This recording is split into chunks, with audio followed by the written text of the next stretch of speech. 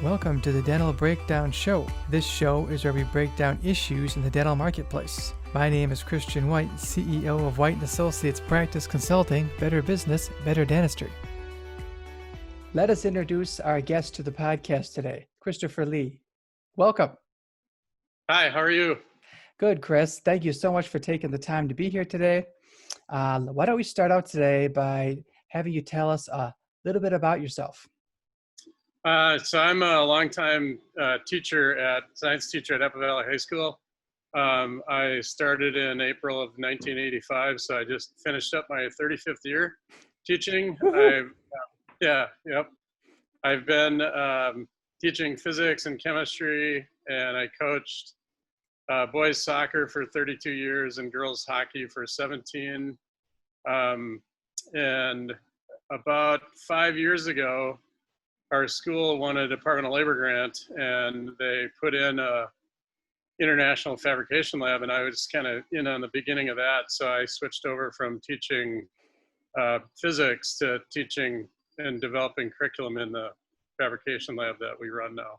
So I still do a lot of science. I still sneak physics into everything that we do. So my students, they get all kinds of good stuff. So that's kind of what I've been doing lately. But yeah, it's been a pretty good ride. Great school, great community, and I'm very proud to be part of this school and district. Chris, that's awesome. Just so you know, I'm a graduate of Apple Valley. I graduated in '94, so go Eagles. And my wife was my mother was actually a teacher at Apple Valley for a while. So we have a rich history with you guys. Yep, excellent. And my wife happens to be a PhD in chemistry, so the two of you would get along very well. Yeah, probably would. I'm looking at the science of all that's going on right now too. So let's get to this piece, Chris. You've got an interesting story.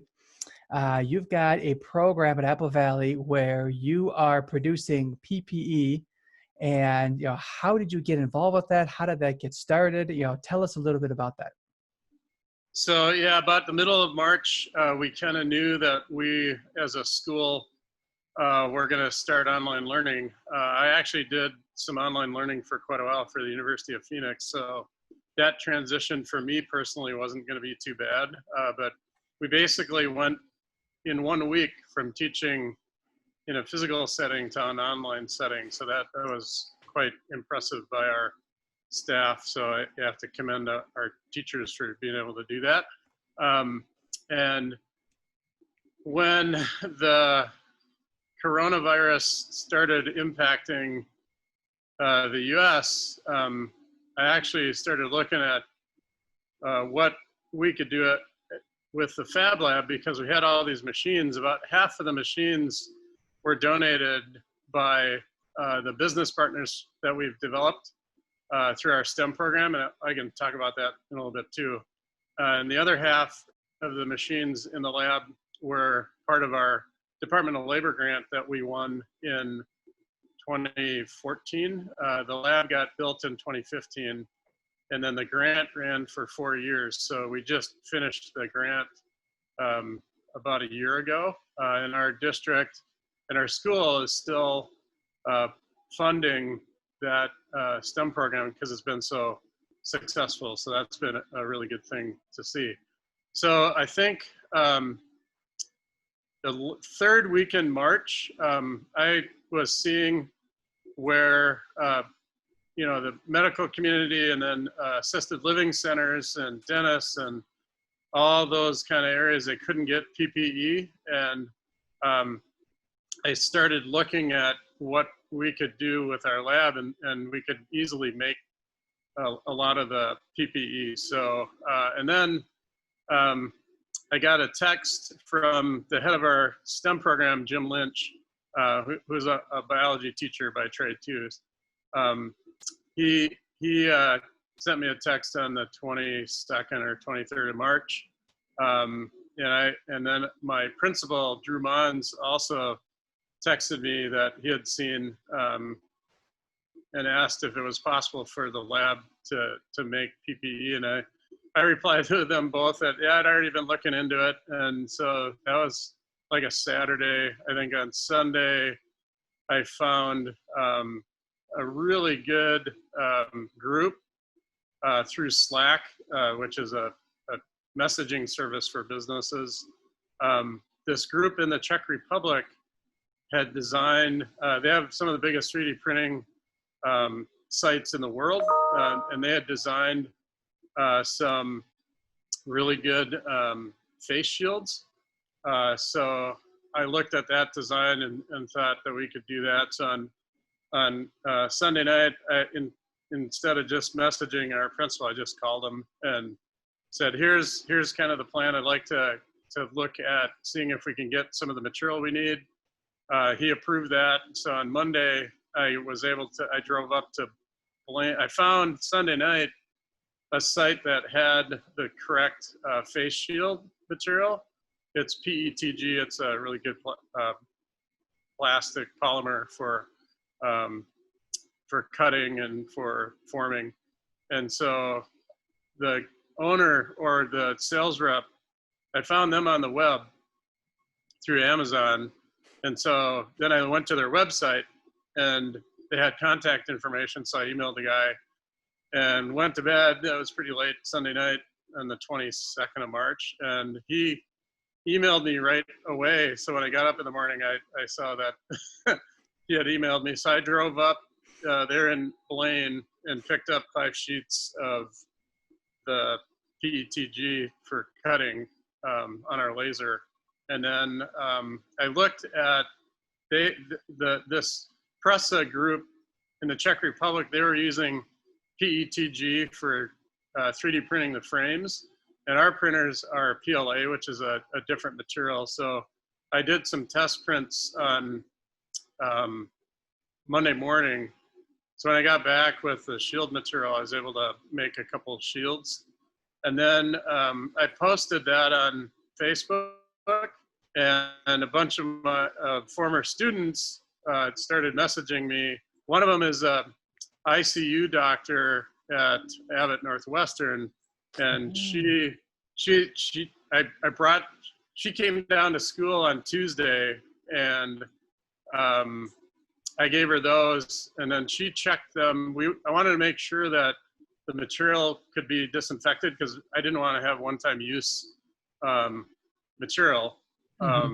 And so she used Oxivir. That's what they use for disinfecting, which is like 0.5% hydrogen peroxide. So being a chemistry teacher, I kind of knew that was going to be fine. It worked. Talked to Drew Mons, our principal. He said, go for it. And so then I started ordering material. It was really hard to get material. When I went up that Monday to the AdHu graphics in Blaine, they had 680 sheets of the shield material. And he said, yeah, we're probably going to be out of it by Tuesday. And they were. So Wow. then we had to kind of improvise. I had enough to make 180 shields. So then we looked at polycarbonate shield material. It's not quite as good for, but it worked. So we made another 1,600 shields with that material. And the people that we've donated to said it's been great. You can reuse that too. But now we've got more of the PETG. So it's, for a while, all of the supplies were being bought up by everybody worldwide. Couldn't get it. I couldn't find material for bands for the strap on the back. So we were using number 64 rubber bands that we tied together, and that works great. It's pretty comfortable. But now I'm starting to be able to get some of that banding material too. I went to Joann Fabrics Monday the 23rd of March, and you couldn't buy any elastic. It was all out. So it was just, I couldn't even get it locally. So that's how much demand there was. And what's really cool about this is a lot of the assisted living centers, the dentists, and that our staff that has family members that are connected, they can't buy this PPE in small quantities. You have to go and buy like 5,000 or 10,000 Correct. more. And so what we can provide is that the smaller numbers, and that's really helped. Another physics teacher I work with, his wife is a dentist, and their dental company took all of their PPE away, and so they had nothing. The oral surgeons needed face shields, so we gave them some, and they worked great. And a former student of mine who's a dentist and has his own practice in Apple Valley, we've donated like 20, 25 to him. And so that, it works really well. And we can actually adapt because we have all the files on hand, we can kind of customize them. So I've actually done a couple custom builds for the face shields, because the shields that we have are like 9 inches long. So they'll go way down to the middle Right of your here, head. right? Yeah. Yeah, and which is really good protection. We had a surgeon, emergency doctor surgeon, that said, well, some of us are bending down and looking down all day, so that's too long. Can you make them 7 inches? And we that was pretty easy to do. So that's kind of what we've been doing so far. We've helped out some of our STEM partners, business partners, which is really cool. So they've been helping us, and now we can help them back. So it's been a good use of our equipment, and our partnerships have been great. So Chris, tell me, what type of an impact have you made in the small business community by being able to do this, do you think? I think the panic that I saw from people that were running these businesses was real. Yes. For example, Augustana Regent, they're one of our STEM partners. The head, Vicki Trebroxen, had contacted us when they heard we were making these, and she had been looking since January. They had been anticipating this happening with their assisted living center since January, and they couldn't find anything, any gear. They couldn't get anything. And so we were able to supply enough for all their staff and all of their members to use. Same thing with the dentists that I've worked with. They've been able to use, and we've been a source for them to supply some of the PPE that they need. So that's been good. So I think that's been really useful. Another thing about the donations that we've received, Jim Lynch, he's the head of our STEM program. He's been kind of running the money side. I'm not very good at that. and he's developed all of our business partnerships. He's really good at that. So we were able to get enough money in 24 hours to run through. I mean, I still haven't gone through all the donated money. It was amazing to see, and that was our business partnerships reaching out and helping us to be able to help them as well. So it's been pretty cool to see. So your business partnerships, Chris, how have you been able to develop those? Is that kind of where James comes in? Is he kind of a partner in this with you? Can you kind of explain that a little bit more? Yeah, that all kind of came out of our Department of Labor grant. So in 2014, we wrote for this grant. There are only 24 given out nationwide. We were one of 2 in Minnesota. And it was initially a joint program with the Department of Ed and then the Department of Labor. But then the Department of Labor kind of took over the grant program. And that was interesting to be able to be from the education side working with labor. Because that, me being a teacher, and Jim too, saying that, it was a good learning experience, and it really helped us learn how to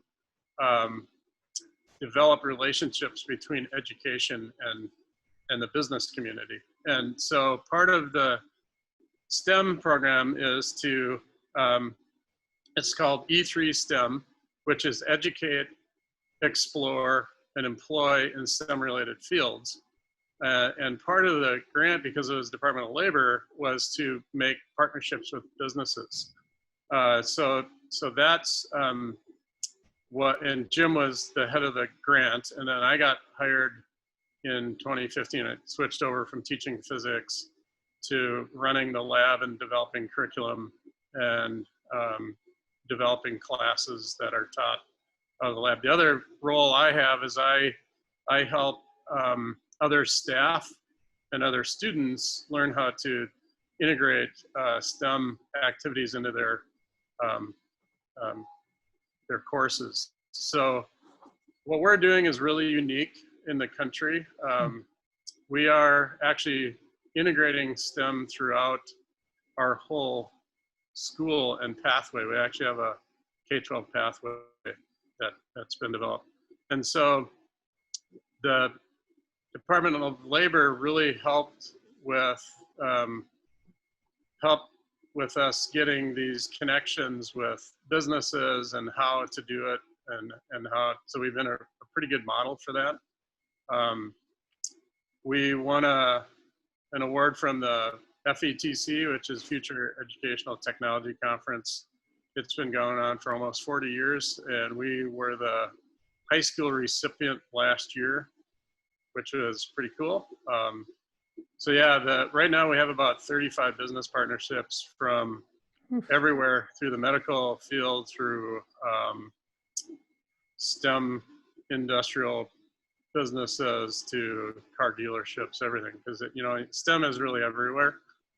So that's been really cool to be a part of. And me being a science type and doing STEM, it's really just kind of a natural extension of what I teach anyway. So it wasn't too hard for me to jump into it. It's like, okay, yeah, that's good. So Chris, tell me this. So going back to the dentist, that just happens to be a chunk of our clients that we work with. You hit it right on the nose. Trying to get the PPE has been a real challenge, especially trying to get what the Board of Dentistry has said the dentists need to have in order just to reopen their practice. So tell me something. If I'm a dentist and if I wanted to, use your shields, or if I, how do I go about doing that? Well, what is the process for me to do that? It's been pretty organic. Okay. There are national, so there are groups that have kind of created these national hubs for distributing PPE. And I've been approached by a couple different groups into doing that.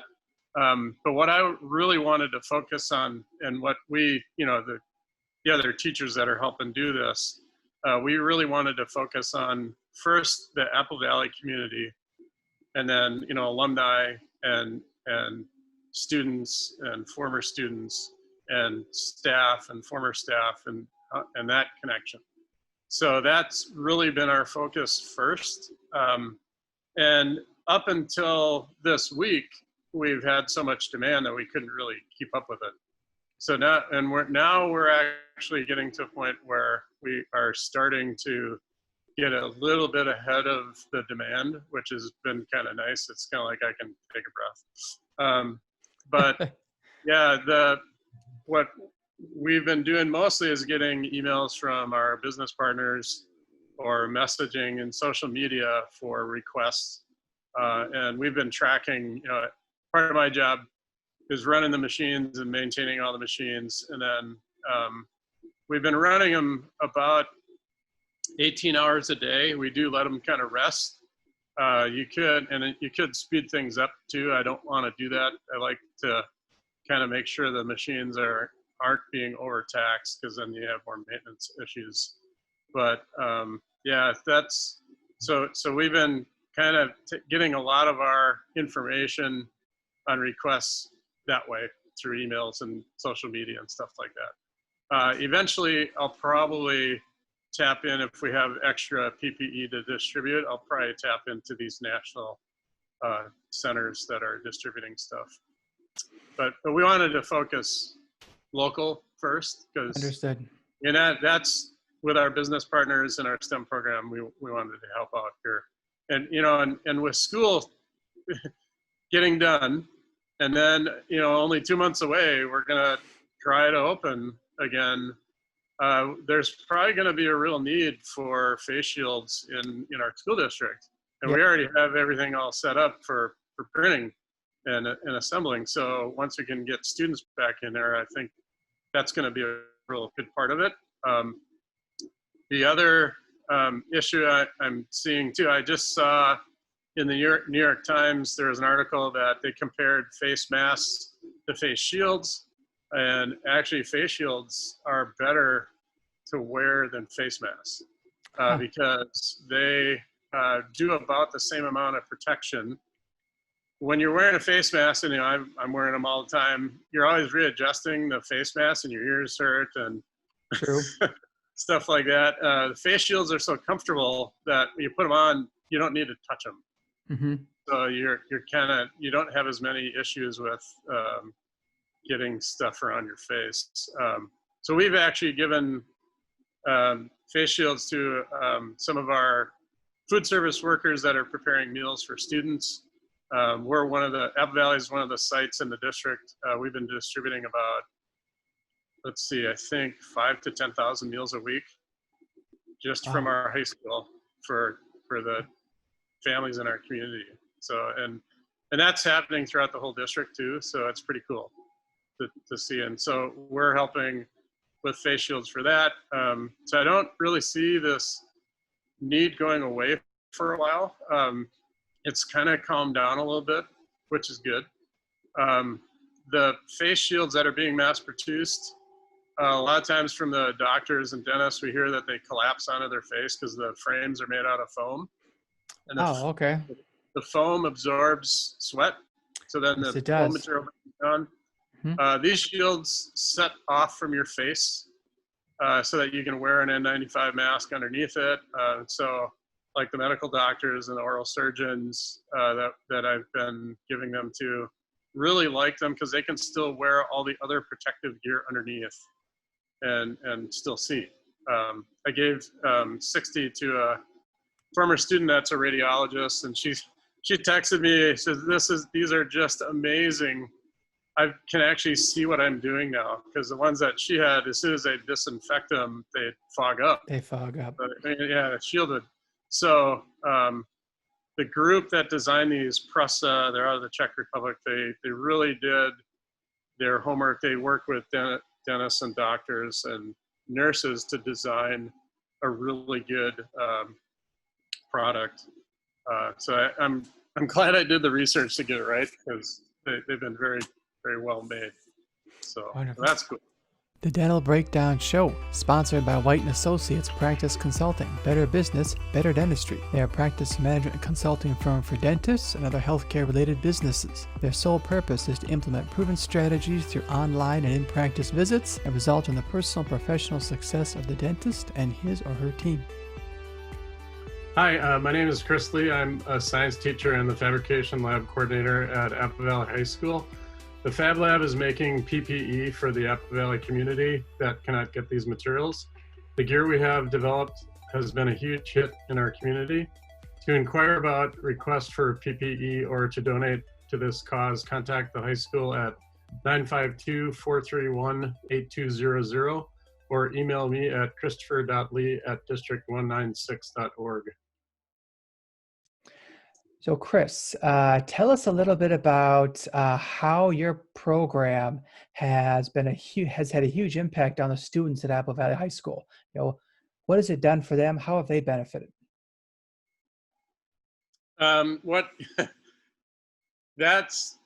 It's almost overwhelming how well this has benefited students. Students are able to see at 16, 15, 14 years old how their connections to real business and the community and what they can do to prepare for a career in that. And that's, I think, one of the main goals of the Department of Labor grant. It was really important to show that and to have that set up. And that's been probably the biggest thing. Kids are able to learn the skills that and learn the techniques and things that to get into those types of fields at a very young age. They also get a lot of career counseling. And if you think of it, Minnesota's, I think, 49th out of 50 for the counselor to student ratio in the country. And so having career counseling expanded through our STEM program has been one of the biggest benefits of that program. And so I think what's going to be really good with what's happened with the PPE is we can integrate a lot of that into the curriculum that we're teaching currently in the Fab Lab, and we're also going to be able to integrate it throughout the rest of our school curriculum. I've looked at already other types of PPE that the students can kind of develop. I've had in our online courses that we've had to do, I've had my advanced Fab Lab classes actually work on assignments where they look at different places in our community and in the country where they need to design something to hit that, that need. I'm also looking at not just the PPE, but there are other things that we can do in our Fab Lab to, because we have the capability in the machines to look at things like oxygen level sensor meters that the kids could build and design in the lab. That, one of the things with COVID is a lot of people that were getting sick, their oxygen level was dropping so low, but they had no symptoms of that. And then by the time they started getting the symptoms, it was too late and people were dying. So we can make the devices that actually measure that. It's a pretty simple activity that kids could do. So that's one of the things. Jim, Jim wants to talk, I think, about another part of the business connection. Well, no, it's more just a anecdote. I'm not sure if Chris shared this, but just listening to him give that answer, I think the original question was, how does it benefit students? Correct. He referenced our Knights of the Valley robotics team. There's 2 students on there that have really taken they're the captains of the team. One of them is Elijah, and Chris also referenced in our Department of Labor grant, it was really focused on building relationships with businesses and professionals like yourself. Correct. Very, very recently, months ago, Chris, myself, and some other staff members visited a company called Love Green Industries. They're located right off of Cedar and Egan. They do industrial machines and big projects. They do a lot of crafting of custom parts and machinery, which requires, sometimes they'll get strange requests from business, and it requires them to do design work and CAD work. And do you see the connection between what Chris was talking about here and the kind of experience kids are getting here and in the robotics team and that industry? So when we engage with that company, one of the things that we put a little breadcrumb out and said, well, because he showed us a part and he said, we need to, they want us to have this part do X, Y, or Z. Well, we said, I think both of us said, well, we've got kids that can do that. If down the road, if you consider students, and a lot of businesses look at us like, what, you've got high school kids and internships. And they get blown away by it. I'm sure they probably do. Slowly, we've been kind of getting folks to see that our kids are quite capable. Was it last week? I think it was the week before last. One of these students, he's only a junior, Elijah, was hired for the summer by Love Green as an intern. He's 17, 16. 16-year-old. Just got his driver's license. So you can see the direct effect, and we've got a few other examples of that. Lots of job shadows, things like that. But that one in particular, I think you can see the A plus B equals C. They get inspired by this space and the applied learning that Chris, because when I hired Chris on for the grant program, there's a couple of reasons why we wanted him. One is, longstanding physics teachers. 2 is that he's a tinkerer, even just in his home life. He likes to fix, repair, solve problems. But one of his directives when we hired him was, we don't want you to just teach classes in here. We want you to try to help us get that STEM problem-solving mindset spread to the entire staff. So he's had, I don't know how much he's talked about this, so I won't repeat a lot of it, but he's had almost every discipline engaged in this lab in one way or another. Family consumer science class, doing interior design, building tables, using a big CNC router. So he's been kind of the spark plug and the igniter of getting people to think differently and doing more applied learning of content to solve problems, which is really at the core of what we're trying to do in our STEM curriculum. So anyhow, that's my little addition. Well, thank you, Jim. So Jim, tell us a little bit about, what is your role in the program real quick? I mean, you're in charge of developing business partnerships, and you go out in the community and you're talking about, the program, how you're creating the PPE, and then you're talking to other businesses. They come to you. How does that work? I guess, primarily I was hired to start and run the program called E3 STEM, which I think has already been explained. Mm-hmm. And I still run that, but my charge is kind of broadened in terms of trying to work with Chris and others to really make Apple Valley High School a true STEM high school. So I'm doing a lot of work with through a lot of different angles, but one of the biggest pieces of that is to break down the barriers between business and community leaders and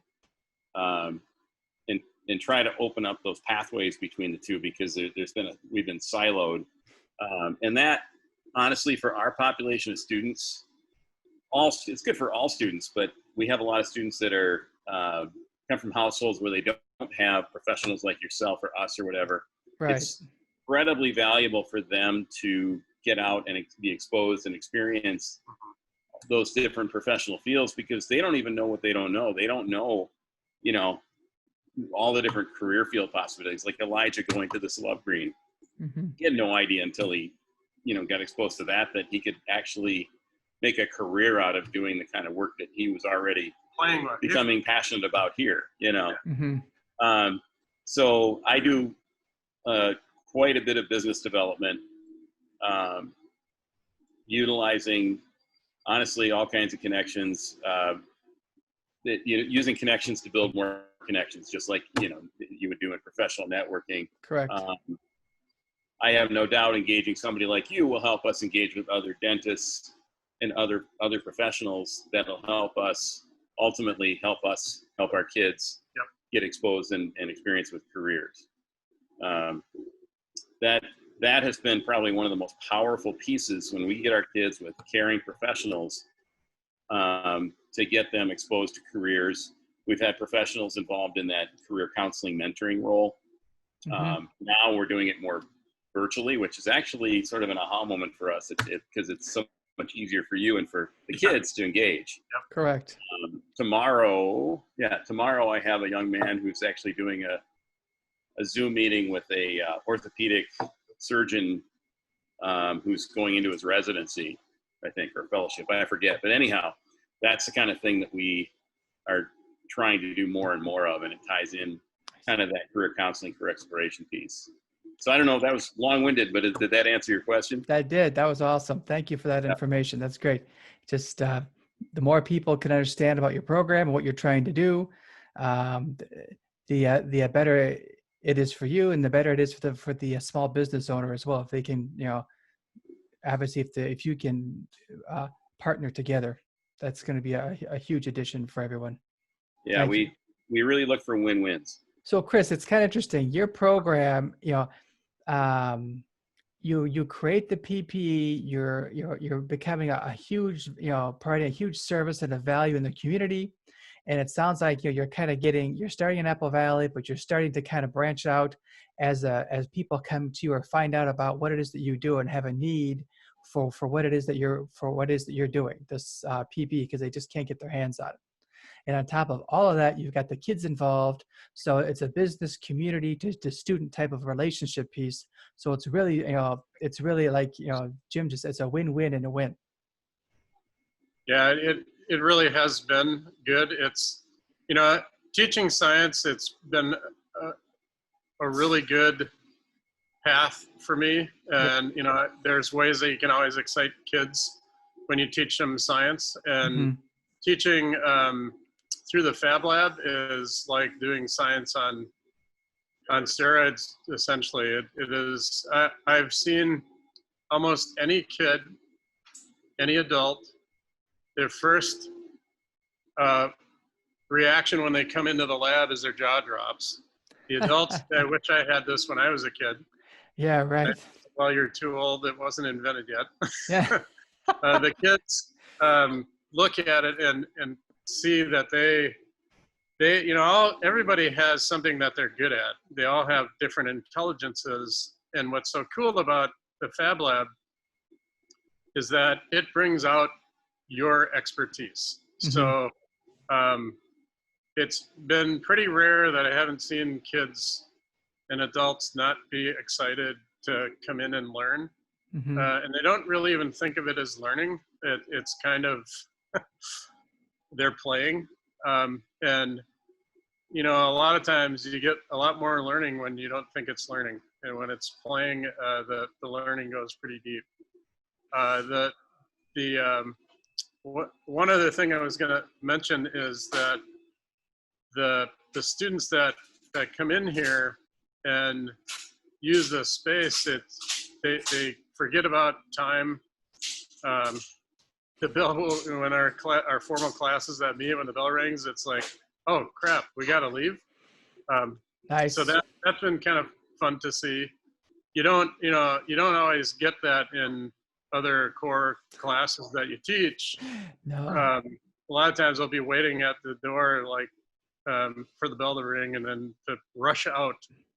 Here it's the bell rings and they're quickly trying to put stuff away because they lost all track of time. Nice. And for them to be able to learn skills that they can bring, and these aren't just rote memorization type things where eventually you're going to forget it. These are skills that they can use lifelong and not just the science and technology field, but anything that they do, they're learning skills that are carry over across whatever you do, which is so vital, I think. That's been one of the cool things that I've seen. And that's what kind of keeps me going. So I like that great. part. I like that. That's a really interesting piece because you don't necessarily think about that when you think of a high school that, oh, by the way, we have this other piece that we're doing and no one else is doing it. And the kids are having a great time. We can keep their attention. They're focused. Oh, and by the way, we're helping them teach life skills that they're going to be able to, go out in the world and help change lives. It's pretty cool. Yep. It's awesome. been good to see. I really enjoyed being part of this lab and this STEM program. It's been great for kids. So Chris, tell me, if I have dental clients, I know a lot of other people in the healthcare professional field. If they have a need for your product, how do they go about getting in touch with you? Hi, my name is Chris Lee. I'm a science teacher and the fabrication lab coordinator at Apple Valley High School. The Fab Lab is making PPE for the Apple Valley community that cannot get these materials. The gear we have developed has been a huge hit in our community. To inquire about requests for PPE or to donate to this cause, contact the high school at 952-431-8200 or email me at christopher.lee@district196.org. Thank you for listening today. I'm Christian White, the CEO of White & Associates Practice Consulting, Better Business, Better Dentistry. If you would like more information on today's topic, you can contact us at whitedentalconsulting.com/breakdown. Keep those teeth white and see you next time on the Dental Breakdown Show.